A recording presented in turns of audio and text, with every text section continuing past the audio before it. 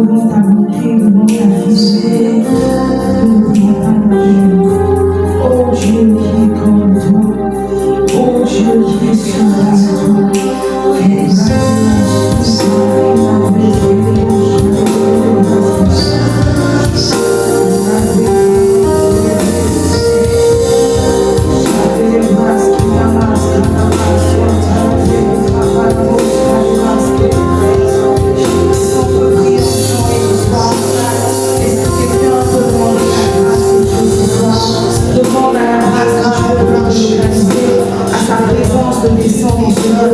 est-ce qu'on peut parler à Dieu ce soir, parle à Dieu, dis-lui Seigneur, c'est toi que je suis venu rencontrer, c'est toi que je suis venu rencontrer ce soir, ne passe pas sans toucher, ne passe pas Seigneur sans faire du bien, ne passe pas sans toucher ma vie, sans changer ma vie, Seigneur, je me tiens dans ta présence, alors que nous sommes au premier mardi de ce mois de juillet, que la portion que tu as prévue pour moi tombe tout droit dans mon cœur.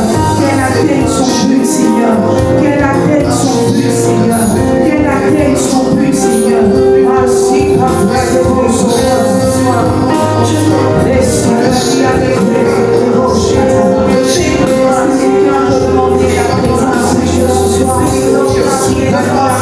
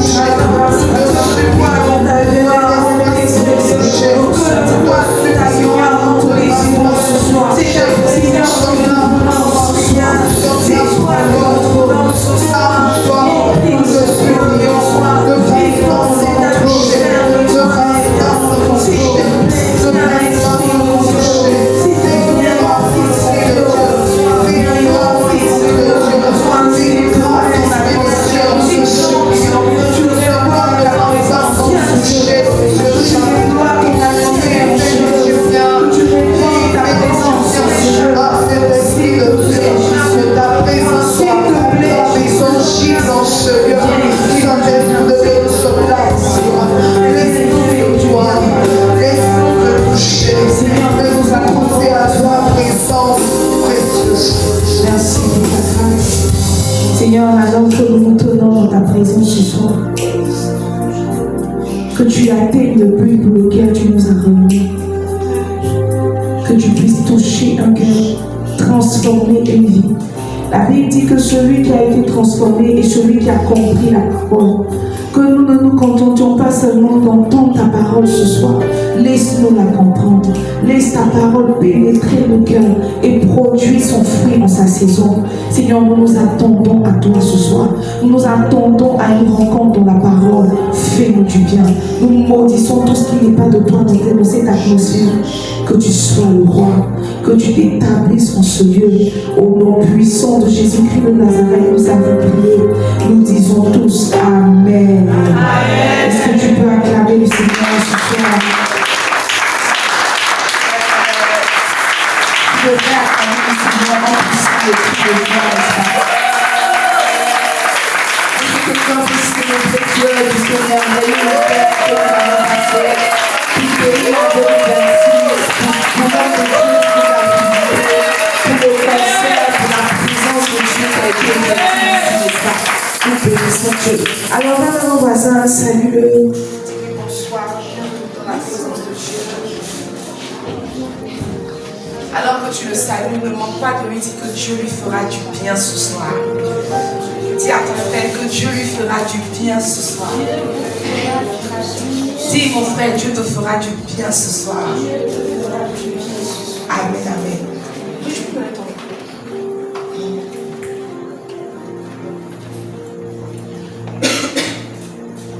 Alléluia. Alors, on peut se rasseoir dans la présence de Dieu. Nous sommes aujourd'hui le premier mardi, n'est-ce pas, du mois de juillet. Et à l'église La Restauration, qui dit nouveau mois, dit nouveau thème. Et je mets ma foi en Dieu que ce thème, n'est-ce pas, le thème de ce mois de juillet va transformer une vie. Amen. Oui, je le crois. Dis à ton frère, elle croit. Donc tu devrais croire aussi. Alors, depuis disons 2 mois environ, disons ça comme ça, parce que je n'ai pas les dates exactes, Mais disons que depuis environ 2 mois, j'avais commencé à sentir une forme de pression. J'avais vraiment de forte pression. Et c'est comme s'il montait dans mon cœur. C'est comme si cette pression-là, n'est-ce pas, se manifestait sous forme de sentiment d'urgence. C'est comme si dans mon cœur, je sentais qu'il y avait une certaine urgence, mais une urgence que je n'arrivais pas à localiser. Sinon, je n'arrivais pas à mettre de nom, n'est-ce pas, sur ce sentiment d'urgence-là. Ce sentiment d'urgence que je ressentais. Et dans la présence de Dieu, je demandais à Dieu, mais qu'est-ce qui se passe? Est-ce qu'il y a un message que tu veux me faire passer? Est-ce qu'il y a quelque chose que tu veux me dire? Et premièrement, j'ai attribué, n'est-ce pas, à ce sentiment d'urgence-là, un esprit peut-être de perfection. Je me disais que c'est parce que peut-être tu veux bien faire les choses, tu veux vite faire les choses, que tu ressens cette forme de pression-là. Mais malgré ce sentiment, malgré les prières, je sentais toujours cette forme de pression, cette forme d'urgence. Et pendant que j'étais dans la présence de Dieu, je demandais, mais Seigneur, qu'est-ce qui se passe? Qu'est-ce que tu veux me dire? Et vous voyez, le Saint-Esprit a commencé à m'enseigner, le Saint-Esprit a commencé à me parler, à m'interpeller sur le fait de vite faire les choses, mais de bien faire les choses aussi. Okay. C'est comme si le sentiment qui montait dans mon cœur était comme un indicateur de ceci pour dire que, oh, vous n'êtes pas en train de vite faire, mais vous n'êtes pas en train de bien faire les choses. Et vous voyez, alors que je me tenais dans la présence de Dieu, je priais par rapport à ça. Et mon père spirituel a fait sortir un cantique. Mon père spirituel n'est pas chanteur. Il a fait sortir un cantique. Et le cantique qu'il a fait sortir, le titre c'est maintenant. C'est maintenant. La première fois que moi-même j'ai écouté le cantique, j'ai dit que, dans mon cœur, j'ai dit, homme de Dieu, chacun a son ministère. Je ne l'ai pas critiqué, quoi, mais j'ai dit dans mon cœur que, homme de Dieu, chacun a son ministère. C'est des chants qu'il faut laisser. Parce que le cantique, spirituel. Le cantique est beau. Le cantique est très beau. Il dit si Dieu te met à cœur de faire quelque chose, fais-le maintenant. Si tu dois faire quelque chose, fais-le maintenant. Mais dans la première écoute, je me suis attardée sur la mélodie, la composition du chant. Mais après, quand je me suis assise et que j'ai réécouté, c'est comme si quand on me dit que c'est ce que j'essayais de te dire depuis longtemps. Il y a une sorte d'urgence, mais que vous ne voyez pas, mais que vous ne discernez pas. Dis à ton frère, il y a urgence. Dis-lui, il y a urgence. Mes amis, je veux que nous prêtions, n'est-ce pas, attention au thème que nous avons développé ce mois de juillet. Oui. Vraiment, on a prêché beaucoup de thèmes cette année 2026, donc on est à notre 7e thème. Et l'un des thèmes que j'ai beaucoup apprécié, c'est Adoula, c'est ça, non? Avant ça, la présence de Dieu, tout et tout. Vous voyez, c'est comme si cet esprit quand on nous dit que, faites attention au thème que nous avons développé ce mois de juillet. Parce que c'est comme une sorte de thème stratégique. Dis à ton frère, c'est ton thème stratégique. Dis-lui, c'est ton thème stratégique. Il y a environ 3 semaines de cela, alors qu'on est en train de suivre la MSI. La MSI, c'est la montagne de solutions et d'instruction, n'est-ce pas? Donc, c'est tous les vendredis à partir de 3h, donc dans la nuit de jeudi à vendredi. Et il y a 3 semaines de cela, alors qu'on est en train de suivre la MSI, mon père spirituel a dit quelque chose, une phrase qui est rentrée dans mon cœur comme, c'est ça. Il a dit comme ça qu'on devrait craindre la nuit, pas la mort. Okay. Il dit qu'on devrait craindre la nuit, pas la mort. Et quand il a dit ça, j'ai dit, mais maman, il y a des personnes qui ont peur de la nuit. Mais la plus grande crainte de tous les hommes sur la terre, c'est la mort. C'est ça, non? Qu'est-ce qui nous limite sur la terre? C'est la mort. Quelqu'un peut faire des espoirs, courir, quelqu'un peut commencer à construire. Dès qu'il est mort, sa vie s'arrête. Dès qu'il est mort, ses projets s'arrêtent. C'est-à-dire que tu peux tout faire. Même quand il y a un grand appel de Dieu sur toi, c'est comme si la mort est venue s'ériger en terminus. Et quand il a dit ça, je me suis dit, mais attends, comment quelqu'un devrait craindre la nuit et pas la mort? Si on devrait craindre la nuit et pas la mort, ça veut dire qu'il y a quelque chose dans la nuit qu'on ne comprend pas. Il y a quelque chose dans la nuit qu'on n'essaie pas de discerner. Mes amis, Jésus a déjà démystifié la mort. C'est ça, non? Jésus a déjà démystifié la mort. Il nous a montré que quelqu'un peut mourir et ressusciter. Mais tu vois, il n'est pas que ressuscité. La Bible dit que quand il est mort, il est rentré dans le séjour des morts. Il a pris la clé et il a fait sortir tous les saints qui étaient. Si quelqu'un a démystifié la mort, c'est Jésus. Mais tu vois, il dit qu'on ne devrait pas craindre la mort. On devrait craindre la nuit. Et quand j'ai fouillé dans ma Bible, n'est-ce pas, j'ai trouvé que ce qu'il a dit avec une portion d'écriture, n'est-ce pas, qui s'y affairait. Donne-moi, n'est-ce pas, donne-moi Jean 9, le verset 4. Jésus parle, il dit, il faut que je fasse tandis qu'il est jour. les œuvres de celui qui m'a envoyé.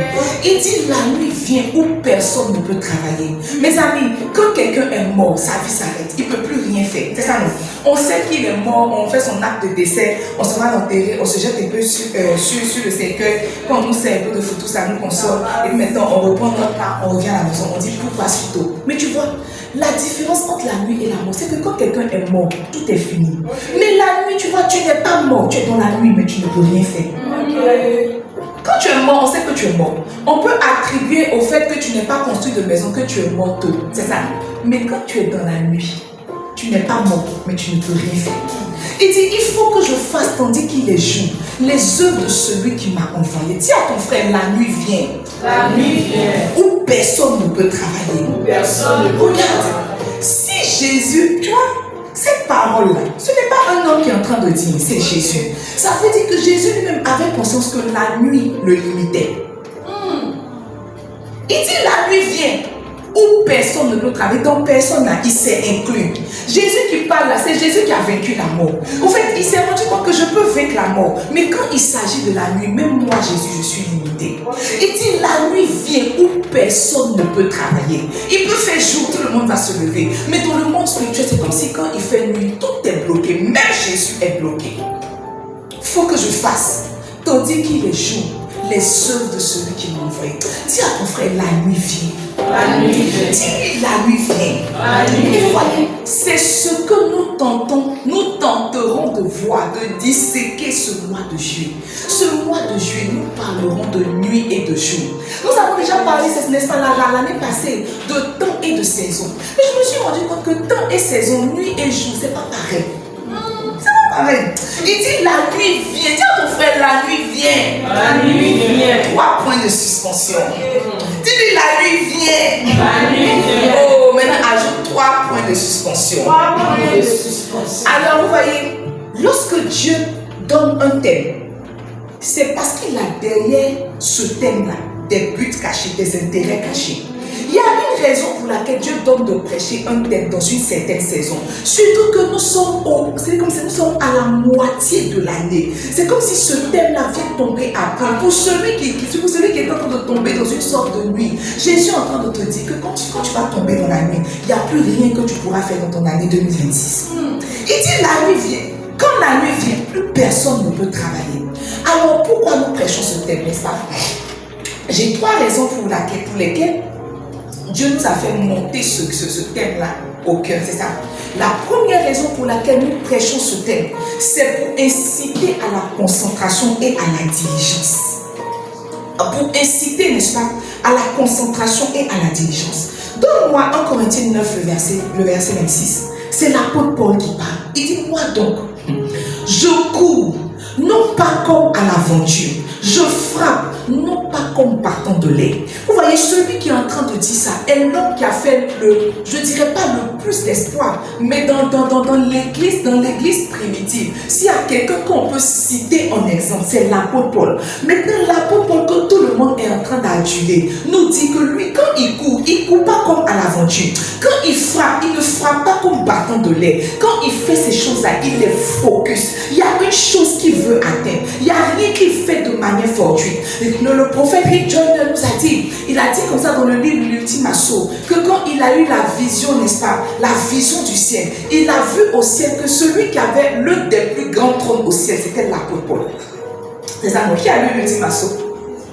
Il dit, celui qui avait l'un des plus grands trônes au ciel, c'était l'apôtre Paul. Maintenant, tu vois, une des choses qui a qualifié l'apôtre Paul, qui a caractérisé l'apôtre Paul, c'est que l'apôtre Paul dit qu'il court, non pas comme à l'aventure. En d'autres termes, il est quelqu'un de focus. Vous voyez, quand on donne nos vies à Jésus, il y a beaucoup de choses qui arrivent. Il y a beaucoup d'événements qui arrivent. Là, le dimanche dernier, on a célébré des baptêmes, c'est ça, non? Donc, elles sont rentrées on va dire, ancrées dans une nouvelle saison. Quand tu donnes ta vie à Jésus, il y a beaucoup d'étapes par lesquelles tu passes. Tu te baptises, après tu commences à servir, après tu commences à faire des expériences spirituelles. En temps tu te maries, en temps tu enfantes, en temps Dieu aussi ne manque pas de te bénir. Il y a beaucoup de choses qui arrivent. Mais l'apôtre Paul dit que, en dépit de toutes ces choses, malgré toutes ces choses, à moi, je suis focus, moi je suis diligent.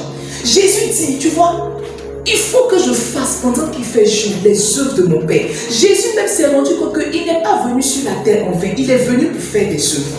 Il est venu travailler. Il est venu pour accomplir un but. Il est venu pour accomplir un mandat. On est chrétien, mais beaucoup de chrétiens sont distraits. Dis à ton frère, tu es distrait. Dis-lui, tu es distrait. Tu vois, l'arme la plus utilisée par Satan dans notre génération, c'est la distraction. Avant qu'on était jeune, je ne sais pas pour vous, qu'on était beaucoup plus jeune, Satan mangeait, il tuait. En tout cas, à notre époque, quelle époque? L'époque d'hier. À notre époque, Satan mangeait. À notre époque, c'est l'esprit de sorcellerie qui sévissait. Tu entends ici que quelqu'un a joué ballon, son pied s'est cassé. Le pied n'a pas guéri, c'est monté. Après, c'est monté vers son cœur, il est décédé. Après, tu entends que quelqu'un allait voyager, Dieu allait lui ouvrir une porte. Il voulait traverser une voiture, l'a renversé. Avant, Satan déployait sa force dans les œuvres de la sorcellerie. Mais maintenant, parce que tu vois, la Bible l'a appelé l'animal le plus rusé. Satan use de ruse. Tu vois, chaque génération a son attaque. Chaque génération a son âme. Et l'âme qu'il utilise cette saison, c'est la distraction. C'est la raison pour laquelle tu peux te lever le matin. Tu as conscience que tu dois méditer. Tu as conscience que tu dois prier. Mais la première chose qui monte à ton cœur, c'est prendre ton téléphone. Tu te dis que je vais voir un message. Le temps que tu te rends compte, tu as scrollé 3 heures. Tu as scrollé 3 heures. Satan t'a pas mangé, il t'a distrait. Mais tu vois, la finalité, c'est pour te disqualifier. Jésus dit, tu vois, je suis très concentré. Ceux à qui il parlait là, c'est ceux à qui il rendait ministère. Mais même quand il était en train de rendre ministère, il s'est dit que ceux-là ne vont pas me distraire. Tu vois, je ne vais pas laisser les exploits que je suis en train d'accomplir aujourd'hui là me distraire. Je suis là pour un but, je suis focalisé et je suis diligent. On prêche ce thème-là pour inciter la diligence, pour dire aux chrétiens que tu vois, vous devez être concentrés. Il n'y a pas quelqu'un qui est plus distrait qu'un chrétien. Quand un chrétien rentre dans la présence de Dieu, tu vois, il commence à prier, il commence à appeler la présence de Dieu. Et quand la présence de Dieu vient, au lieu de passer du temps avec Dieu, parce que la Bible dit, vous tous qui le visage découvert, qui contemplez comme dans un miroir la gloire de Dieu, vous êtes transformés en la même image. Quand la présence de Dieu vient, Dieu s'est dit que je suis venu passer du temps avec mon fils. Dès que le chrétien commence à sentir la présence de Dieu, il dit, Seigneur, I beg you, et mon mari, Seigneur, je t'en supplie, et mon travail, ta présence est venue, mais pendant que tu es là, attends, laisse-moi te demander rapidement, laisse-moi te demander. Tu vois, il n'a pas pris conscience que Dieu est venu pour qu'on commence à pratiquer, pour que la transformation commence à avoir lieu. Les chrétiens sont distraits. Si tu es honnête avec toi-même, tu vas reconnaître que tu es distrait. Tu vois, en début d'année, en fin d'année, Dieu t'a donné des objectifs. Dieu t'a assigné. Enfin, il y a des choses qu'il t'a dit pour ton année 2026. On est en juillet. Combien de ces choses-là se sont accomplies? Sur lesquelles de ces choses tu as concentré ta force? Quand tu es rentré en janvier, Dieu t'a dit peut-être que toi, tu devrais ouvrir une cellule. On est en juillet. Même rassemblement de salamandres, tu n'as pas. Rassemblement de souris, tu n'as pas. C'est-à-dire que même quand tu as ta soeur, puis les gens viennent passer juste autour de toi, tu n'as pas. Mais tu vois, tu n'as pas ça. Pourquoi? Pas parce que Dieu a menti, parce que tu n'as pas concentré ta force sur la chose qu'il t'a dit. C'est pas que Dieu parle pas. C'est pas que Dieu n'appelle plus. C'est pas que Dieu n'équipe plus. Mais tu vois, tu es distrait. Tu es distrait. Pendant que Dieu veut te donner, Dieu te donne un objectif divin à assigner.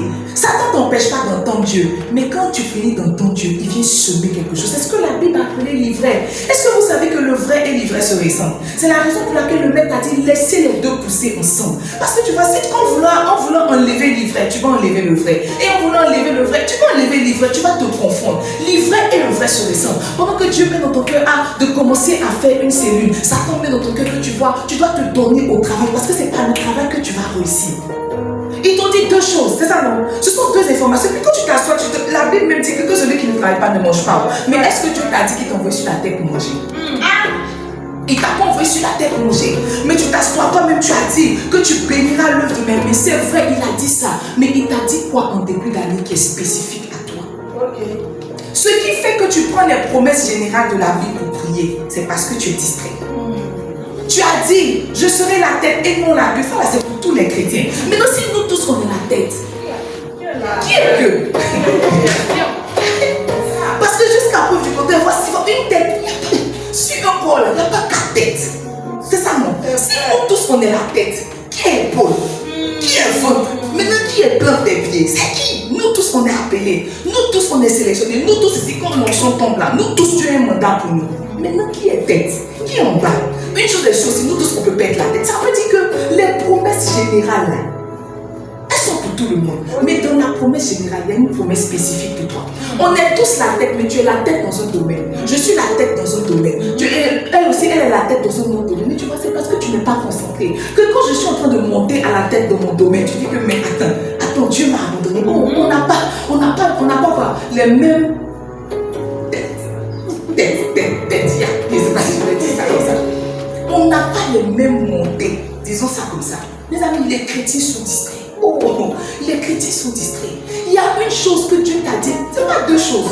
Rarement Dieu dit deux choses. David dit que Dieu a parlé une fois, j'ai entendu deux fois. Si tu entends Dieu deux fois, il est en train de te dire la même chose sous une autre forme. La même chose sous une autre forme. Mais tu vois, Dieu parle une fois. Quand tu prends la chose avec laquelle, au final, la chose qu'il t'a dit et que tu commences à courir, être focus dessus, il vient ajouter. Mais tant que tu n'es pas focus, il ne te donne pas plus. Il dit, moi, je cours. Je ne cours pas. Je ne me lève pas pour courir. Je ne me lève matin comme ça pour dire que les autres œuvres de Dieu, ça va déménager entre mes mains. Non. Il dit, je cours, non pas comme à l'aventure. Quand l'apôtre Paul est rentré dans le ministère, il savait qu'il avait été appelé pour les païens. Il s'est concentré sur les païens. Il n'a jamais lutté Jérusalem avec l'apôtre Pierre. Parce que tu vois, il était concentré. Il dit, je cours, non pas comme à l'aventure. Quand je lance mes flèches, quand je lance mes frappes, je ne laisse pas en bâton de légionnaire. En fait, c'est fou, je suis focus. Quand je lance ma flèche, elle atteint sa cible. Tu as lancé tes flèches, on les. Maintenant, tu vois, le piège, c'est que les flèches sont en train de revenir vers toi. Parce qu'elles n'ont pas trouvé leur cible. C'est toi qu'elles viennent piquer. On prêche ce thème pour que quelqu'un se rende compte que, oh, je suis en juillet et je n'ai absolument rien produit. De ce que Dieu m'a dit, tu vois, peut-être que de janvier à juillet, tu as eu une promotion. Peut-être que de janvier à juillet, tu as eu un enfant. Toutes ces choses-là, ce sont des bénédictions. Mais tu vois, si elles ne sont pas ce que Dieu t'a dit en janvier, ce n'est pas une avancée, ce n'est pas une croissance, ce n'est pas un progrès. Ce n'est pas un progrès. Tiens, mon frère, ce n'est pas un progrès. On prêche le thème là pour inciter à la diligence. Les chrétiens sont trop mous. Dans leur esprit, le Dieu qui parle est le Dieu qui fait. Tiens, mon frère, c'est horrible. Sinon, c'est pas horrible, mais c'est une demi-vérité. Le Dieu qui parle attend que toi, tu te mettes en mouvement pour faire à travers toi. Mais toi, tu te dis que comme Dieu a parlé, rien ne... C'est ça, notre chantage, c'est quoi? Car mon Dieu a parlé, rien ne peut m'arrêter. Tu n'as pas remarqué ce que Dieu a dit sur toi depuis que tu as arrêté. Tu as arrêté. Tu dis rien ne peut t'arrêter. Peut-être que rien ne peut t'arrêter, mais toi-même tu peux t'arrêter. Toi-même tu peux t'arrêter. Les chrétiens sont distraits, les chrétiens ne sont pas diligents. Ils sont mous, ils s'attendent à Dieu. Mais ils s'attendent à Dieu en étant assis. C'est pas comme ça que ça se passe. On ne s'attend pas à Dieu en étant assis. On s'attend toujours à Dieu en étant dans le mouvement. Dans le mouvement. Là, on dit que alors que Jésus est en train de passer au bord de la mer, il a vu deux frères, Simon et Pierre. Il leur a dit, suivez-moi. C'est ça, non? Suivez-moi et je ferai de vous. Mes amis, la Bible n'a pas dit qu'il s'est arrêté pour leur parler. Il leur a dit, suivez-moi. Pendant qu'il leur parlait, il était en mouvement. C'est vous qui me suivez. Moi, je ne m'arrête pas. Vous me suivez. Les chrétiens s'asseyent. Ils s'attendent à une visitation. Ils s'attendent que Dieu bouleverse les choses. C'est faux. Dieu ne va pas bouleverser. Vous savez, j'ai entendu prier la l'évangéliste à Dieu que, oh, je ne lui ai pas dit qu'il nous a menti, pas ça. Mais je sais que, en janvier, on a fait 21 jours, ton prophète est venu et il nous a dit que l'ange de la croissance est rentré ici. Moi, j'ai cru, j'ai même semé. J'ai dit que, on sera aidé cette année. Que Seigneur, est-ce que tu nous as menti, mais est-ce que tu nous as pas dit la vérité? Est-ce que tu nous as pas dit la vérité? Qu'est-ce qui n'a pas manqué? Il a dit que quand le prophète a prophétisé, l'ange de la croissance est rentré, mais l'ange de la croissance est venu trouver des personnes assises. L'ange de la croissance est venu trouver les personnes. Mes amis, tu sais, soyons honnêtes. S'il suffisait qu'un ange parte taper aux portes pour que les gens viennent, on serait inutile.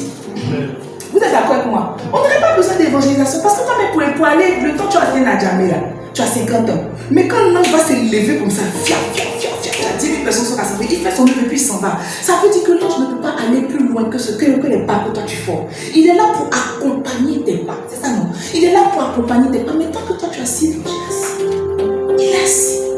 L'ange de la croissance est venu, mais on a pris pour danser, on a pris pour manger, on a pris pour faire photo. Et il nous regarde. C'est-à-dire que, mais ça, c'est pas mon travail. Après, je vais rester en retrait. Les amis, les chrétiens sont distraits. Les chrétiens sont morts. On prêche ce thème-là pour que quelqu'un puisse prendre conscience de dire que Les mois sont passés. On n'a pas vu que 6 mois se sont écoulés. C'est comme ça qu'on ne va pas voir que les autres 6 mois vont s'écouler. Et puis quand tu as fait ton bilan, tu sens que ton bilan est négatif, mais tu dis que Dieu est le Dieu de la dernière minute. Au dernier moment, il peut faire quelque chose de merveilleux. Pourquoi tu fais ça? Tu es méchant. Oui, en plus avec toi-même, tu es méchant. Et je vous remplacerai les amis que les sauterelles ont dévorés. Mais qui a dévoré tes amis? Il n'y a pas de sauterelles, c'est toi-même. C'est toi-même qui as dévoré ton année. Seigneur, ce qui n'a pas été en janvier, je sais que tu peux le faire à la dernière minute en décembre. Pourquoi on va faire à la dernière minute une chose que tu aurais pu planifier et voir croître? Pourquoi? C'est vrai que Dieu est le Dieu de la dernière minute, mais regardez dans la Bible combien de fois il a agi à la dernière minute pour les gens. Je disais ici sur cette chaîne que tu vois, il y a des cas qui sont très spécifiques. Hein. Tu n'es pas Sarah. Pour dire que non, Sarah a enfanté, à part Sarah dans la Bible, qui a enfanté à 99 ans? Je suis la Sarah de ma arrête. Tu n'es pas la Sarah, enfante pendant que c'est le moment d'enfanter. C'est ça non? On prêche la deuxième raison, n'est-ce pas, pour laquelle on prêche ce thème. Oh, on prêche ce thème, mes amis.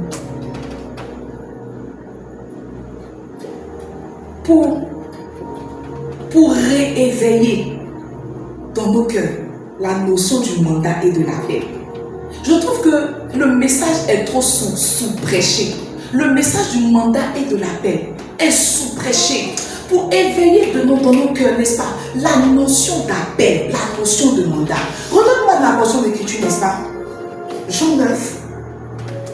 Il dit, il faut que je fasse, tandis qu'il est jour, les œuvres de celui qui m'a envoyé. La nuit vient où personne ne peut travailler. Même Jésus, qui est le Fils de Dieu, avait conscience qu'il était venu sur la terre pour un but.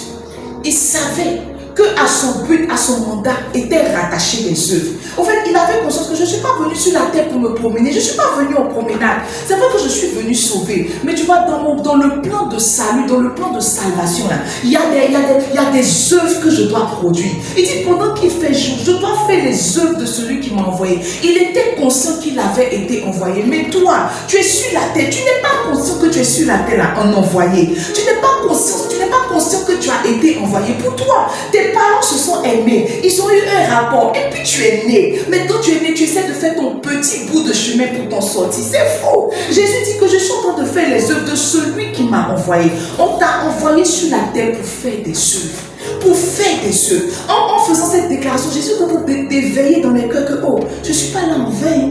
Je ne suis pas là en vain. Je suis là pour quelque chose. Il y a une raison pour laquelle Dieu t'a envoyé sur la terre. Où sont tes œuvres? Sinon, quel est ton mandat? Tu es là pour faire quelle œuvre? Qui t'a envoyé? Celui qui t'a envoyé t'a dit quoi? Il t'a dit de faire quoi? Tu es là pour quoi? C'est quoi les 3 mois qui arrivent? Quelles sont tes œuvres? Quel est ton mouvement? Où est-ce que tu dois impacter? Où est-ce que tu dois influencer? Qu'est-ce que tu dois recevoir? Comment est-ce que tu dois te comporter? Celui qui t'a envoyé t'a dit quoi? Il t'a dit quoi? Il t'a dit quoi? Jésus t'a dit quoi? On est rentré dans la deuxième phase de l'année. Jésus devrait te parler. Il devrait te parler. Il devrait te parler. Quand c'est le point stratégique comme ça, les gens se disent que dans la nuit du 30 au 1er juillet, je vais rester dans la présence de Dieu. Maintenant, tu es resté dans la présence de Dieu. T'a dit quoi? Pour juillet, août, septembre, octobre, novembre, décembre. Mes amis, mon père spirituel dit que l'année finit en juin. Et c'est vrai. L'année finit en juin et c'est vrai. Regardez la phrase que Jésus dit. Il faut que je fasse tandis qu'il est jour les œuvres de celui qui m'a envoyé. La nuit finit. C'est comme si il met un contraste entre la nuit et le jour. C'est comme si le jour là, c'est le moment de faire. Et la nuit, c'est le moment où on ne peut plus rien faire.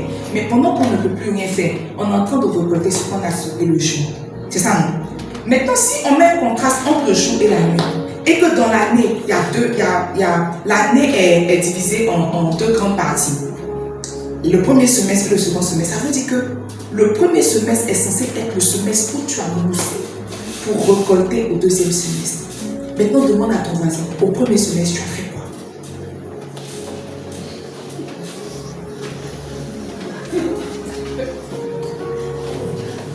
Demande-lui au premier semestre, il a semé quoi? Si c'est en juillet que toi tu commences à semer, tu ne peux pas récolter en décembre pendant que ceux qui ont semé en janvier récoltent. Il faut être honnête avec toi-même. Il faut être honnête avec toi-même. Si c'est en juillet là que tu avais gardé tes graines, tiens, l'année prochaine. Parce que, en fait, tu vois, Jésus dit, la nuit vient où personne ne peut travailler. Quand c'est la nuit, c'est pas que tu n'as pas de capacité. C'est juste que la nuit, là, même dans tes capacités, tu ne peux pas travailler. Tu ne peux pas travailler. On prêche ce thème pour éveiller la question de mandat. Trop de personnes se posent des questions. Regarde, hier, notre frère Bernard a eu le bac. Je suis sûre qu'il va pouvoir discuter avec sa famille pour voir quelles études il va faire. Mais ça n'a pas de sens. Ça n'a aucun sens. Parce que tu vois, Dieu n'a pas envoyé Bernard sur la terre pour qu'il réfléchisse, mais pour qu'il découvre les plans qu'il a pour lui. C'est ça, non? Donc Bernard n'a pas eu le bac pour avoir le bac. Il aurait pu avoir le bac l'année dernière, mais il a eu le bac cette année. Ça veut dire qu'il y a un plan divin rattaché à ça. La bonne prière que Bernard va former, c'est Seigneur, donne-moi l'argent pour mes études. Mais Seigneur, j'ai eu le bac maintenant. Je fais quoi pour la suite? Je fais quoi? Parce que tu vois, on n'est pas venu sur la terre on n'est pas venu pour tâtonner. Non. La Bible dit que Dieu a formé le jardin. Il y avait tout dans le jardin. Et puis il a pris Adam, il l'a mis dans le jardin. Dieu n'a pas construit le jardin avec Adam. Adam est venu trouver un jardin fait.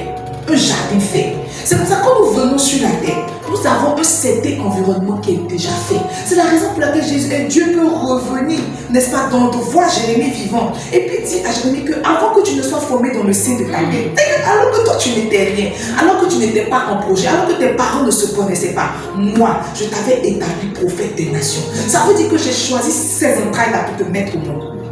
J'ai choisi la voie par laquelle tu allais naître. J'ai choisi l'environnement dans lequel tu allais être, n'est-ce pas? Tu allais grandir. Et puis j'ai fait de toi exactement prophète. C'est la raison pour laquelle aujourd'hui tu peux te tenir et prophétiser. Ce n'est pas un hasard. Samuel ne peut pas se lever pour dire que non, je suis le prophète le plus percutant parce que je suis resté auprès d'Élie. C'est faux. C'est comme si Dieu a disposé une certaine atmosphère. Dieu pouvait donner l'enfant à Anne sans toutes ces péripéties-là. Et puis pendant qu'elle a l'enfant, lui dit que donne-le autant. Et en fait, il pouvait lui dire ça, elle allait faire. Mais tu vois, tout ce qui a accompagné, c'était pour faire de lui un prophète spécial. Il n'y a rien que tu fais sur la terre qui en fait. C'était prévu dans le plan. Mais toi, tu vois, Jésus dit, moi, je connais mon plan. Je connais mon plan. Je sais que je suis là pour un but. Et mon but là doit s'accomplir, n'est-ce pas? Mes œuvres là doivent se faire pendant qu'il fait jour. Ça veut dire qu'il y a quelqu'un ici qui ne sait même pas pourquoi il est venu sur la terre. Mais il ne sait pas aussi, n'est-ce pas, dans quelle période, dans quel timing il doit faire ce pourquoi il est venu sur la terre. Les hommes pensent qu'en fait, toute la vie, c'est pour faire. C'est faux. Toute la vie n'est pas pour faire. Il y a une saison de la vie où on fait. Et il y a une saison de la vie où on récolte ce qu'on a fait. Il y a une saison où on récolte ce qu'on a fait. Lisez la vie des héros de la foi. On dit David, vieux, rassasié de jours.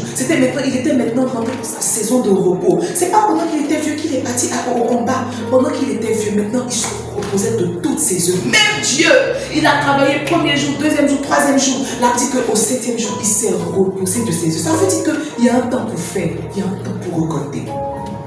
On pêche ce thème-là, n'est-ce pas? Pour susciter dans nos cœurs, sinon pour éveiller dans nos cœurs la notion de mandat. Demande à ton frère, est-ce que tu sais pourquoi Dieu t'a envoyé sur la terre? Ton voisin dit quoi?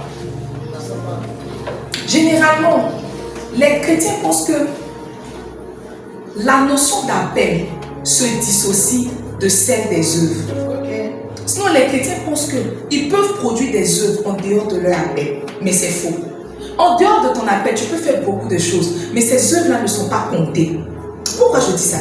La Bible nous parle de Moïse. Moïse avait été éduqué dans la maison de Pharaon. Donc on est d'accord que Moïse ne connaissait pas ce qu'on appelle la bergerie. Il avait été éduqué aux sciences. Il avait été éduqué, n'est-ce pas, pour avoir la connaissance de sorte à gérer l'Égypte après Pharaon. Parce qu'il était compté, n'est-ce pas, comme un Égyptien. Et puis circonstance en circonstance, la dit qu'il a tué un Égyptien, Pharaon l'a pris, il a fui. Et quand il a fui, il s'est retrouvé chez Jéthro. C'est ça, non? Jéthro, il a épousé une de ses filles, Séphora. Et la Bible dit que Moïse a commencé à être berger. Étrangement, Moïse a été berger pendant 40 ans. Berger pendant 40 ans. Souvent, on dit de David que c'était un bon berger. Mais on a oublié que Moïse a exercé le ministère de berger pendant 40 années. C'est-à-dire que pendant 40 années, il a appris là des brebis, à nourrir les brebis, à conduire les brebis. Pendant tout ce temps, 40 années de sa vie sont passées. Dieu ne comptait pas ce qu'il a fait pendant 40 ans là, comme ses œuvres. Il a gaspillé 40 années de sa vie en n'étant pas en train de faire ce que Dieu attendait de lui. Il a dit que alors qu'un jour il est en train de perdre le troupeau de son beau-père, il voit comme un puissant Adam. Il voit comme un puissant qui est en train de brûler mais qui ne se consume pas. Dieu est en train d'attirer son attention pour lui dire que oh, tu n'es pas en train de faire la chose que j'attends de toi. Il voit le buisson et il a dit qu'il a attiré. Alors qu'il a attiré, il vient. Dieu attire son attention. Comme Dieu est en train d'attirer ton attention ce soir pour te dire que il y a quelque chose que tu fais qui n'est pas bon. Il y a quelque chose que tu fais qui est bon mais qui n'est pas en rapport avec ta destinée. Et il voit, alors qu'il vient, il a dit que Moïse, pendant qu'il vient, il regarde le buisson. Et qu'est-ce qu'il veut faire? Il a dit qu'il veut se détourner. Distraction. Il veut se détourner pour revenir aux choses qu'il faisait qui n'étaient pas en rapport avec sa destinée. Et c'est là que Dieu m'interpelle. Il dit Moïse, ce soir Dieu est en train de t'interpeller. En fait, ce n'est pas que tu fais mal, mais tu n'es pas en train de faire la bonne chose. Oui, tu n'es pas en train de faire la bonne chose. C'est pas que tu fais mal, mes amis. C'est pas que tu fais mal. C'est pour ça que dans la volonté de Dieu, il y a quoi? Il y a parfait, il y a permissible et puis il y a quoi? Agréable. Parfait. C'est qu'il y a une chose que tu fais, qui est la volonté permissible. C'est une chose que tu fais qui est agréable. Mais tu vois, on n'est plus dans ça. On est dans la volonté parfaite. On est dans la volonté parfaite. Donc moi, n'est-ce pas, 1 Corinthiens 9, verset 23 au verset 24, c'est toujours la parole qui parle. Il dit, moi je fais tout à cause de l'évangile, afin d'y avoir part. La suite. Il dit, ne savez-vous pas que ceux qui courent dans le stade courent tous, mais qu'un seul remporte le prix. Courez de manière à le remporter. Regardez, on ne court pas pour courir. Quand on fait un jeu olympique là, tout le monde court. C'est pour remporter le prix, c'est ça. Il n'y a personne qui vient sur le terrain pour courir, puis pendant qu'il est en train de courir, il dit waouh, les herbes sont vertes, je m'en vais toucher. Et l'autre commence à courir, il dit mais tiens, attends, quelle course? Il est distrait là pour dire que non. Tous ceux qui courent dans le stade, ils ont un seul but, remporter le prix. Toi, tu es en train de courir dans ta vie, pourquoi? Tu n'as pas de but. Tu cours pourquoi? Tu es chrétien, pourquoi? Tu sers à l'église, pourquoi? Tu chantes, pourquoi? Tu fais tes offrandes, pourquoi? Tout ce que tu fais, c'est pourquoi? Il n'y a pas de but attaché à ce que tu fais. Tout ce que tu veux, c'est aller au ciel. Mais mon ami, aller au ciel, là, quand tu as cette Jésus, tu vas au ciel. Tout ce que toi, dans ta tête, là, tu te gardes pour aller au ciel. C'est que toi, tu fais tout pour lutter contre le péché, pour aller au ciel. C'est tout. Tu n'as pas de but.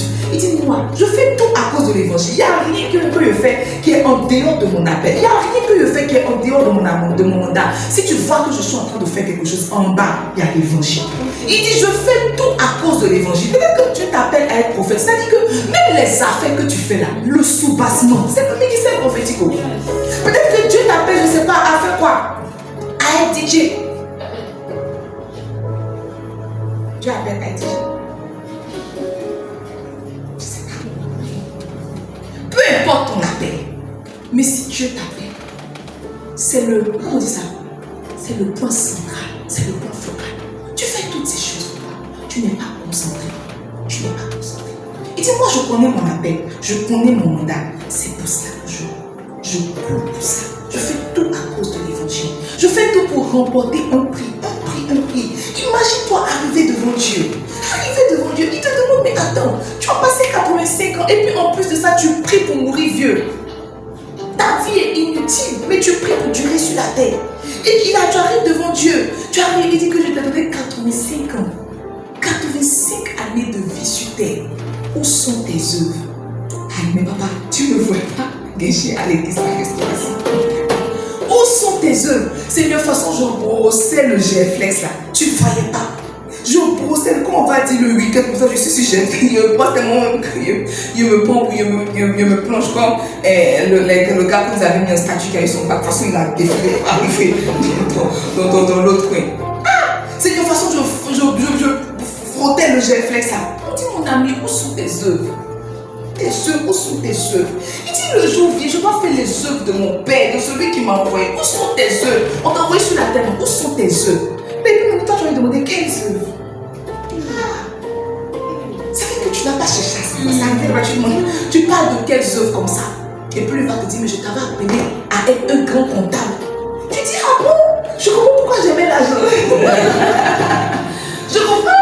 J'ai toujours été attirée par les finances, mais je n'avais pas compris. Mes amis, on sera confus. Oui, on sera confus.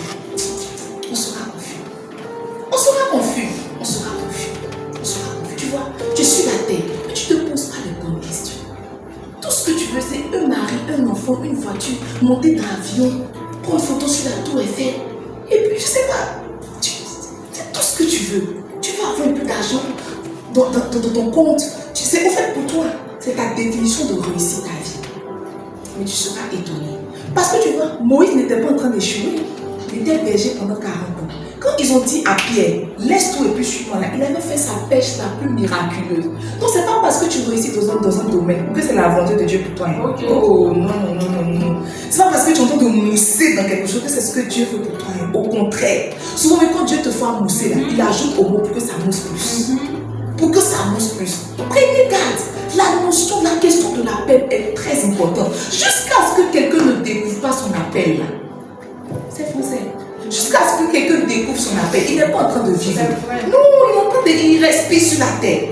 Tu prends notre air pour respirer. Mais tant que tu ne découvres pas ton appel, ton appel là, tu n'es pas en train de vivre. La vie commence quand on découvre son appel. Et tu vois, on découvre son appel quand on est concentré, quand on s'assoit pour se poser les bonnes questions. Peut-être t'assois pour demander qui tu as marié, si ton mari sera pour mais skinny là. Tu devrais t'asseoir pour demander à Dieu, mais attends, où est-ce que je vais? Qui je suis? Parce que tu vois, qui tu es même détermine qui tu dois marier. Imagine-toi, on t'a appelé à toi, Dieu, ton ADN. Dieu t'appelle à être missionnaire. Tu ne sais pas, tu dois prendre une femme qui aime les chichis. Maintenant, dans le mariage, tu découvres ton appel. Tu découvres ton appel. Et puis, tu te dis que moi, je n'ai pas épousé un missionnaire. Je n'ai pas épousé. Est-ce qu'elle a épousé un missionnaire? Devant Dieu, elle a raison. Elle n'a pas épousé un missionnaire. Et toi, tu t'en vas à Beauville, tu fais 6 mois, tu reviens à Bengresso, tu fais 4 mois. Elle s'est plainte, tu dis que non, elle compare l'œuvre de Dieu. Elle ne compare pas l'œuvre de Dieu. Pendant qu'il faisait jour, tu n'as pas fait les œuvres de ton père. La nuit vient, c'est maintenant que tu veux essayer de rattraper. C'est déjà gâté. Ça va faire des tensions dans le foyer. Et au lieu d'avoir des sujets de prière pour les âmes, pour la mission, tu vas maintenant avoir des sujets de prière. Seigneur, touche le cœur de ma femme. Toi-même, tu as dit, les deux ne feront qu'une seule chair. Qu'est-ce que tu racontes? Les deux ne feront qu'une seule chair. C'était dans la Bible avant que tu ne choisisses de faire ce que tu es en train de faire. Seigneur, touche son cœur. Laisse qu'il me laisse faire l'œuvre de Dieu. Seigneur, il s'oppose à mon élévation spirituelle. Tu racontes quoi? Tu aurais dû demander à Dieu qui tu es avant d'épouser qui tu as épousé. Avant d'épouser qui tu as épousé. Tu ne supportes pas le froid. Ou même ton conjoint ne supporte pas le froid. Toi, tu as un conjoint qui est asthmatique. Dieu t'appelle à aller annoncer l'évangile en Russie. Wow, ça te fait ça comment? Elle te dit, elle va pas te dire que non. C'est que la chair est faible. Là, il y a longtemps que toi tu es faible. C'est pour ça que tu dis. Il y a longtemps que tu es faible. Mes amis, la question de l'appel est très importante. Très importante. Qui tu es détermine avec qui tu dois marcher. Tu as déjà vu poisson marcher avec poulet? Qui tu es détermine les gens que tu fréquentes, les lieux que tu fréquentes. Aujourd'hui, on en parlait. On en parlait à l'école. On a eu il y a 2 semaines de cela, la journée nationale du service public. Et vous voyez, ils ont invité un artiste même de la Côte d'Ivoire, dansant. Et l'animateur, c'était Ali Diarasouba de RTI. Où il a annoncé l'artiste, il dit que non, on n'a qu'à s'élever pour célébrer. Tous les gens de la fonction publique se sont levés avec leur mouchoir, avec leur téléphone. Ils ont tous des dossiers, tous des transpirés. Il n'y a aucun élève de notre école qui s'est levé. Aucun élève de notre école s'est levé. Et puis l'animateur dit, mais vous là, on sait que vous êtes l'élite, mais bougez un peu. Mes amis, on se lève pas parce que notre directeur était là. Quand on va faire yo lélé ou qu'on va lever les dieux drapeaux, on va pomper. Pour éviter ça, on est assis comme si on n'est pas l'artiste. Peut-être que ça plaisait aux gens, ils bougeaient. C'est que le directeur ne pouvait pas voir. C'est ce qui bougeait. Mais on était assis comme des élites. Tu vois, qui tu es détermine où tu vas, avec qui tu marches, comment tu te comportes. C'est parce que tu ne sais pas qui tu es que tu vas t'asseoir au maquis avec les gens. Si tu savais l'appel de Dieu sur ta vie, il y a des comportements que tu n'allais pas avoir. Tu ne prends pas la question de l'appel au sérieux. C'est la raison pour laquelle ta vie est comme ça. Tu ne sais pas qui tu es. Quand tu fais enfant, quoi. Même les enfants que tu fais, c'est en rapport avec un timing divin.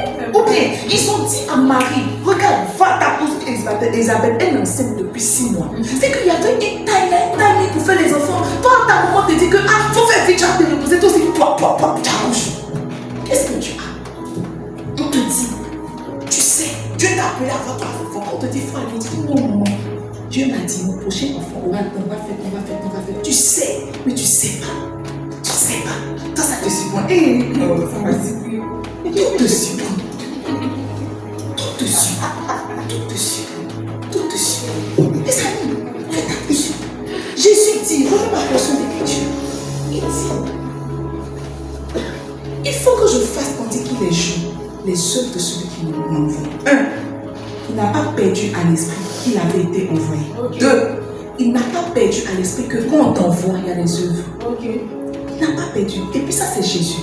Maintenant, toi, Jésus avait une grande conscience et du mandat et des œuvres. Toi, tu n'as pas cette conscience-là. Tu vois, il a dit ça. Mais on s'est rendu compte qu'en Jean 17, quand il faisait la prière sacerdotale, c'est l'une des prières les plus stratégiques de la Bible. La prière sacerdotale est la prière qui devrait t'ouvrir les yeux, te faire comprendre que, oh, Dieu a demandé des comptes à Jésus. Toi, il va te laisser. Il a demandé des comptes à Jésus. Toi, il va te laisser. Jean 17, c'est ça, non, Jean 17. Jean 17. Il dit, la Bible qu'après avoir ainsi parlé, Jésus leva les yeux au ciel. Il dit, Père, l'heure est venue. Glorifie ton Fils afin que ton Fils te glorifie. Avance. Il dit, selon que tu lui as donné pouvoir sur toute chair, afin qu'il accorde la vie éternelle à ceux que tu lui as donnés.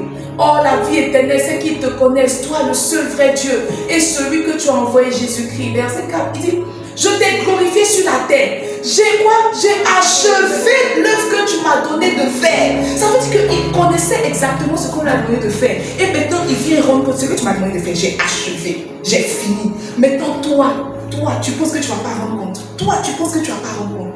Dans le verset 5, maintenant, il fait le point. C'est pas, tu vois, il n'a pas fait un point global. Il a annoncé que j'ai achevé. Maintenant, après que vous rentrez à la maison, il disait Jean 17, il dit, ceux que tu m'as donnés, je les ai gardés. À part le fils de la perdition, lui, c'était prévu dans les Écritures qu'il devait se perdre. C'est Judas seul seulement que j'ai perdu. Sinon, eux, tout ça, je les ai gardés. Maintenant, je m'en vais. Garde-les, glorifie-les, fais pendant le temps que je revienne. Tout et tout. Mes amis, il a fait le point. Avant de mourir, il a fait le point. Toi, ton point, c'est après ta mort. Il a fait le point avant de mourir. Et toi, tu penses que tu as venu sur la terre, tu as été marié, tu as fait 4 enfants, tu as travaillé, puis tu as construit 2 maisons, tu as bâti, tu ne vas pas rendre compte. Jésus a rendu compte. Jésus a empêché ce thème-là. Pourquoi tu te rends compte que, oh, tu ris sur la terre, mais il y a quelque chose qui va t'enlever ton sourire au ciel. Les Ivoiriens ont dit, ce qui va te faire pleurer commence par te faire rire. C'est pour ça que tu entends de rire actuellement. C'est pour ça que tu entends de rire actuellement. La question de la paix est très importante. Tu devrais prier, supplier Dieu. Pleurer pour lui demander, mais je suis en train de faire quoi de ma vie? La plupart des personnes qui sont malheureuses, elles ne sont pas dans l'environnement naturel. Oui.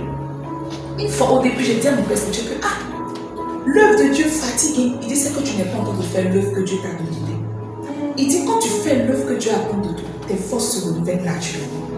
C'est pour ça que vous avez l'impression que les pasteurs Mohamed, ils sont des super hommes. Non. Ils sont en train de faire l'œuvre que Dieu leur a donnée, donc ils sont soutenus par Dieu. Dieu ne soutient pas ceux dont quoi il t'a envoyé.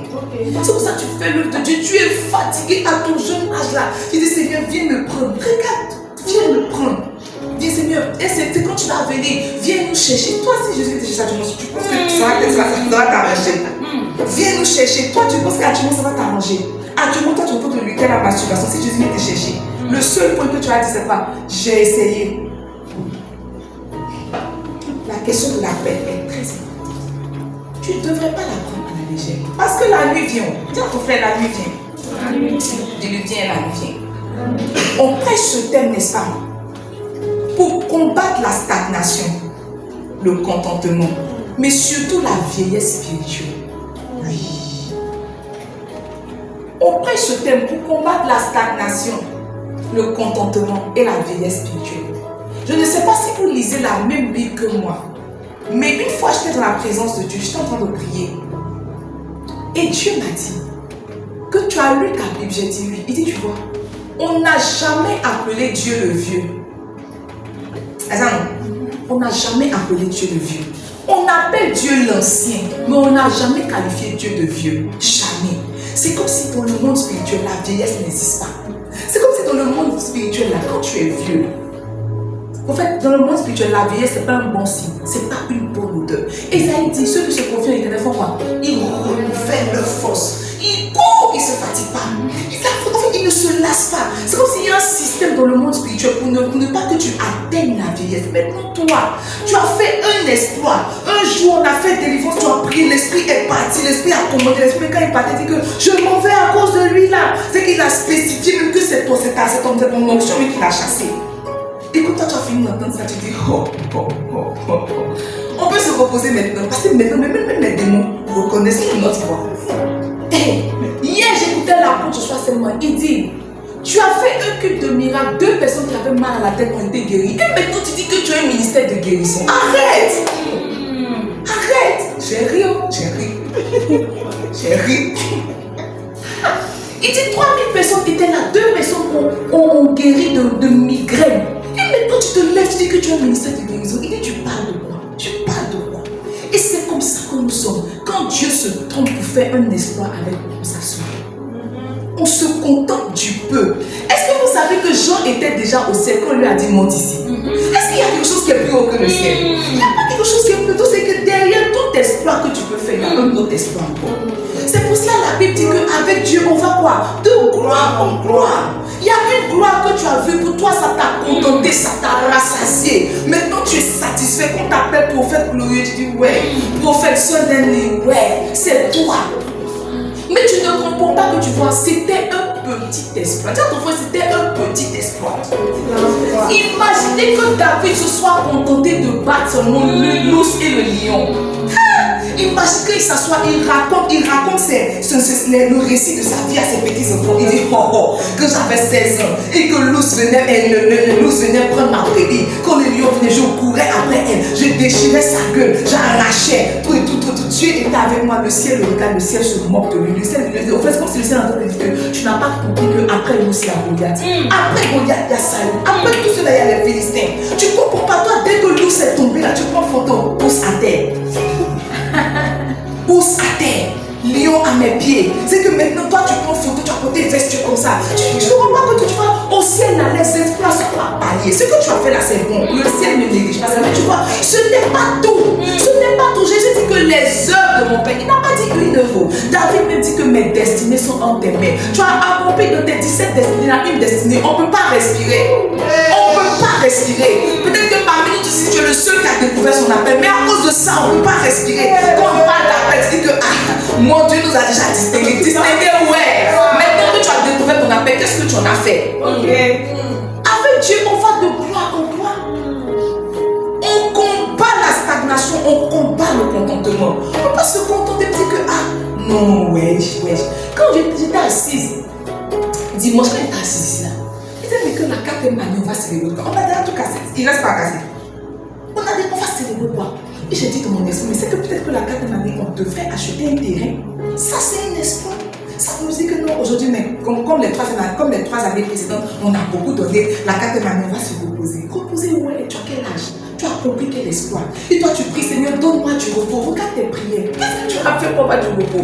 Seigneur, donne-moi du repos. Ton serviteur est fatigué. Ton serviteur, tu as prié 2 heures. 2 heures d'affilée. Si ton serviteur est fatigué, quand ton serviteur rentre dans ta présence, tu racontes quoi? Il y a des gens qui tiennent sur le pied 8 heures, 15 heures à cause de tes 2 heures. Parce que tu es le seul à l'église qui prie 2 heures. Tu es non-star. C'est pour ça qu'il faut sortir. Faut sortir. Mon père spirituel demande témoin, il dit que la dernière fois, il s'est dit que il va rester de prier, c'est ça, il va rester de prier comme il était jeune. Il dit prie, c'est bon, tout ce qu'il a fait 15 minutes.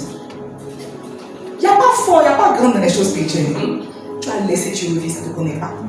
Oui, ça t'a laissé, tu as laissé là. Tu ne connais pas. Tu te laisses aussi. Ça arrive. Tu es au même niveau où on t'a laissé, où l'esprit t'a touché. Tu es au même niveau, tu n'as pas fait un pas. En fait, tu te contentes de la simple, quand tu pries, les 2-3 frissons que tu ressens, ça te contente pourquoi? Tu n'as pas lu dans la Bible que les gens étaient enlevés. Toi, quand tu lis ça, toi, ça te dérange pas. Toi, tu te contentes quand je prie la présence de Dieu vient et quand il vient pour moi-même. Seigneur, je te sens. Il y a plus que sentir. Dieu ne vient pas pour se faire sentir, il vient pour donner un message. Donc, aujourd'hui, peut-être que tu as attrapé sentir. Demain, là, ce n'est pas moi. Demain, tu attrapes un autre espoir. Rien. Tu te contentes du peu. Tu es devenu un vieillard. Il y a longtemps que tu es chrétien, tu appelles les gens fils-filles. Tu sais, tu es méchant avec toi-même. Toi, tu as enfanté qui? Puis tu l'appelles mon fils, ma fille. Tu as enfanté qui? Tu as enfanté qui? Non, ça c'est ma fille, c'est ma fille spirituelle. C'est mon fils spirituel. Tu as déjà nourri une bébé de 1 point A à 1 point B. Tu as formé la brebis a eu Jésus formé en elle. Elle est devenue une brebis stable. Maintenant, elle a gagné d'autres personnes. Non, c'est mon fils. J'ai appelé un de mes fils là. J'ai appelé un de mes fils. Fils, ouais. Toi-même, tu es enfant. Toi-même, tu es enfant. À cause de Dieu, on t'a nommé, reste pour dans l'église. Tu te sens fort. Tu te sens comme quelqu'un d'important. Tu n'es absolument rien. C'est une responsabilité administrative. Ce n'est pas une. Tu vois, non, parce qu'on t'a appelé reste pour l'église que tu restes au ciel. Souvent, il y a des brebis qui sont plus responsables que le reste au ciel. Il y a des brebis qui sont plus responsables que le reste au ciel. C'est une responsabilité administrative. C'est pour manager l'église. Mais ça ne veut pas dire que tu es fort spirituellement. Ça ne veut pas dire. Ça va t'étonner quand tu as dit à ta brebis, venons prier, puis toi, à 1 heure, tu es essoufflé. C'est la honte qui a fait que tu n'as pas voulu boire l'eau. C'est la honte. C'est la honte. Sinon, quand elle va te prendre comme ça, tu dis, attends, qui est berger? Qui est berger? Qui est brebis? Moi, je me rappelle quand on était à l'église, moi, il y avait mon patriarche là. C'était mon patriarche de titré. C'était mon patriarche de titré. Il est messi, mais la personne, mais attends, papi, toi, tu médites. Puis, il m'a bu. La première question qu'il a posée, c'était pas, il m'a déjà bu la Bible entièrement. Il dit non. Il m'a demandé, qu'est-ce que tu as m'enseigné? Il m'a dit, il m'a demandé, papi, toi, tu peux m'enseigner? Il dit oui. Et tu as m'enseigné quoi? Parce que tu vois, quand on te donne un titre, tu t'assois pour être responsable. Tu ne comprends pas que dans le titre, on t'a donné le titre là, il faut mettre la charge dedans. La Bible dit que quand Jésus a appelé ses disciples, quand il les a appelés, il a prié toute la nuit, il les a appelés, il leur a donné le nom d'apôtre. Ils n'étaient pas encore apôtres. Ils n'avaient pas encore bâti une église. Il leur a donné le nom en attendant que ça vienne. C'est ça, non? C'est pour ça qu'on te donne un titre en attendant que tu te recharges. Mais il ne faut pas prendre le titre là pour faire comme si tu es faux. Tu n'es pas faux. Tu n'es pas faux. Tu t'es contenté du titre. Tu t'es contenté parce que notre semaine, elle enseigne les gens baptisés. Non, moi, c'est que ouais, c'est elle qui enseigne des baptêmes. Enseigner baptême, c'est quoi? Jean-Baptiste a baptisé sans enseigner. Enseigner baptême, c'est quoi? C'est absolument, tu vois, tu t'assois, tu te dis que non, dans l'église, j'occupe une responsabilité. Il n'y a personne qui rentre dans l'église sans passer par moi. Ça veut dire quoi? Tu es la porte maintenant des brebis. Mes amis, faites attention. Les responsabilités, les espoirs, c'est une séduction. Quand quelqu'un fait un espoir, son premier rêve, c'est de revenir sur le chemin et de dire que je n'ai rien fait, donne-moi encore du travail, ajoute-moi encore une charge. Parce que si tu veux t'asseoir pour repenser à tes espoirs, tu vas devenir paresseux. C'est pour ça que tu fais un espoir, fais vite pour oublier. Fais comme si tu n'avais rien fait. Fais comme si tu vois celui qui dit que je dois aller faire les œuvres de mon père. Il avait déjà guéri les malades.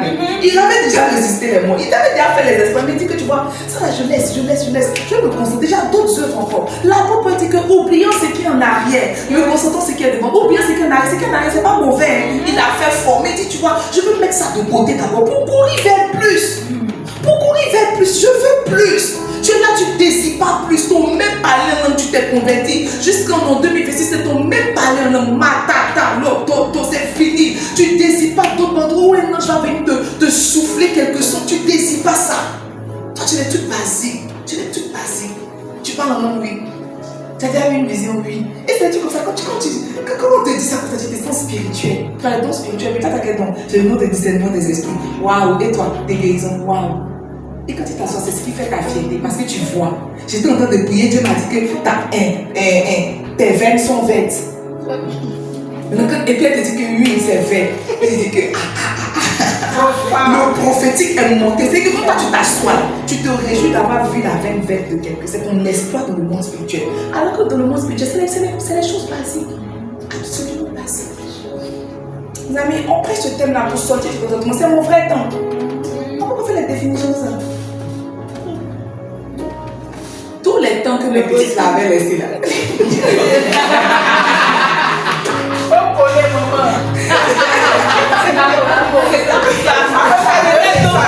C'est tout ce qu'elle avait laissé là.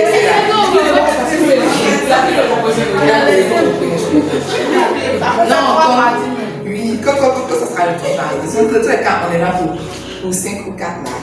Mes amis, vous devez prendre conscience, il y a beaucoup plus. Oh, il y a beaucoup plus. Il y a beaucoup plus. C'est ça, bon. Alors, allons rapidement. Il nous reste 5 minutes, on va aller rapidement. Et la semaine prochaine, on va étoffer la chose.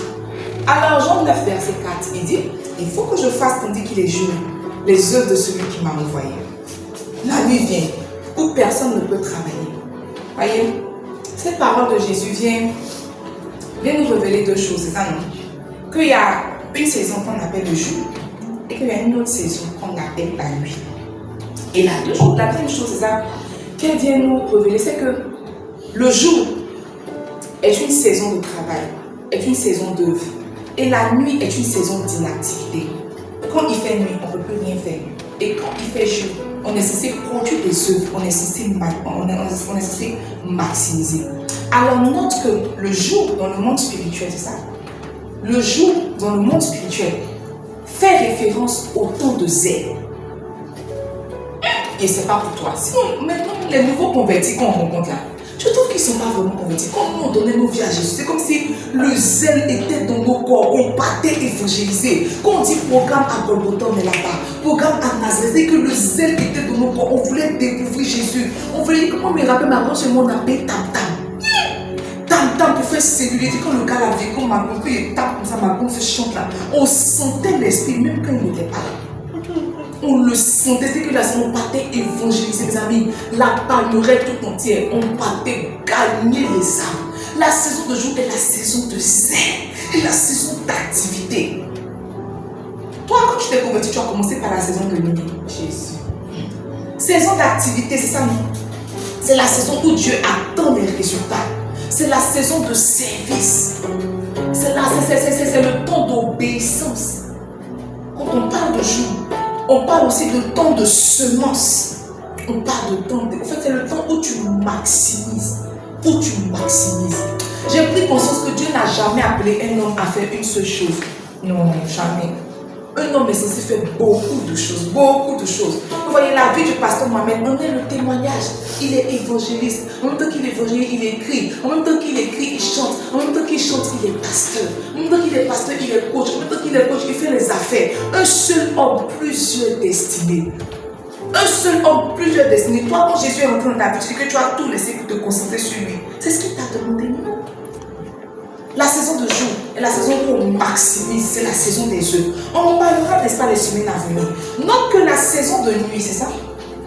Il ne me reste pas assez de temps. La saison de nuit est la saison dans laquelle on ne peut plus rien faire. Donc c'est la saison où on perd sa force. C'est la saison où on perd ses capacités. C'est la saison où on perd son zèle. Où on passe par un certain découragement. Où l'œuvre de Dieu ne te dit plus rien. Tu sens une sorte de lourdeur. Rien ne t'intéresse. Tu es improductif. Et ça non. C'est la saison où certaines portes sont fermées. C'est la saison où les occasions sont perdues. Ce sont de bonnes occasions. Mais comme c'est la saison de nuit, les occasions sont perdues. C'est la saison où on ne peut plus faire certains choix. On ne peut plus faire certains choix. Maintenant, donne-moi Luc 24, verset 28 avec 9. La Bible dit, lorsqu'il fut près du village où ils allaient, donc c'est comme si Jésus était avec ses disciples en campagne d'évangélisation. Lorsqu'il fut près du village où ils allaient, il parut vouloir aller plus loin. Donc Jésus voulait faire un peu plus. Il voulait atteindre un autre territoire. C'est ça, verset 29. La Bible dit, mais il le pressait en disant, reste avec nous, car le soir approche. Le jour est sur son déclin. La Bible dit que, et il entra pour rester avec nous. Ce n'est pas que Jésus ne pouvait pas faire plus. Ce n'est pas qu'il ne pouvait pas atteindre d'autres territoires. Mais tu vois, ils ont attiré son attention sur le fait que le soir approche, quand il fait soir, il n'y a rien qu'on puisse faire. Jésus n'a pas dit que, ah, mais moi je vois dans la nuit noire une pierre noire. La Bible dit que quand ils l'ont interpellé, il est rentré avec eux, il est resté avec eux. Quand c'est la saison du soir, même quand tu es fort, tu deviens faible. Même quand tu peux plus. C'est comme une certaine atmosphère qui se met en place. Donc c'est parce qu'il y a une sorte de productivité. Ça te ferait la saison de nuit. Dis-lui la saison de nuit. Alors, mon temps est à son temps. Si tu n'as pas retenu quelque chose, retiens que pendant qu'il est jour, on fait les œuvres du Père. Et pendant qu'il fait nuit, on ne peut plus rien faire. Ce soir, je veux qu'on prenne ça. Beaucoup de choses ont été partagées. Et certainement dans les pourquoi, on prêche ce thème. Tu t'es retrouvé, soit dans la partie où tu devais découvrir ton mandat, soit dans la partie de la stagnation, soit dans la partie de la distraction. peu importe dans lequel des points tu t'es retrouvé, peut-être que tu t'es retrouvé dans les 3 points. Mais ce soir, je veux que tu pries. Tu vas dire, Seigneur, donne-moi la capacité de discerner. C'est parce que Jésus pouvait discerner qu'il s'est rendu compte qu'il y avait et le jour et la nuit. Mais il y a quelqu'un ici qui ne sait même pas qu'il y a 2 saisons. Pour lui, c'est la vie qui est en train de courir comme ça. Tu vas prier, Seigneur, donne-moi de discerner et de faire les choses que je dois faire pendant qu'il fait jour. Élève la voix, prie le Seigneur ce soir.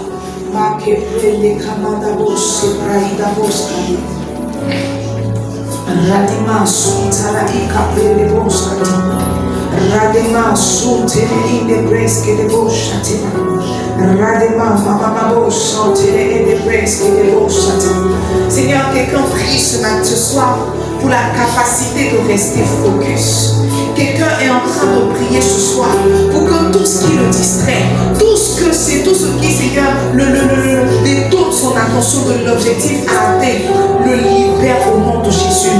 Quelqu'un est en train de prier ce soir contre la stagnation, contre le contentement, contre toute forme de vieillesse spirituelle. Oh Seigneur, quelqu'un est en train de prier ce soir pour ta grâce, pour la grâce de découvrir son mandat, pour la grâce de découvrir son appel. S'il te plaît, Seigneur, c'est toi qui as dit à Jérémie qu'il avait été appelé prophète des nations. Si tu n'ouvres pas les yeux d'un homme sur son appel, il ne peut pas le découvrir. Alors ce soir, nous prions pour la grâce de découvrir qui on est, pourquoi on est, où est-ce qu'on s'en va, comment est-ce qu'on s'en va, avec qui est-ce qu'on s'en va. S'il te plaît, Jésus, laisse-nous découvrir notre appel alors que nous serons dans ta présence, alors que nous serons focus, concentrés. Laisse-nous, Seigneur, connaître le mandat. Jésus dit, il faut que je fasse pendant qu'il fait jour les œuvres de celui qui m'a envoyé. Seigneur, dis à quelqu'un que tu l'as envoyé sur la terre, pas en fait, mais pour accomplir les œuvres. Mais surtout, montre-lui, révèle-lui les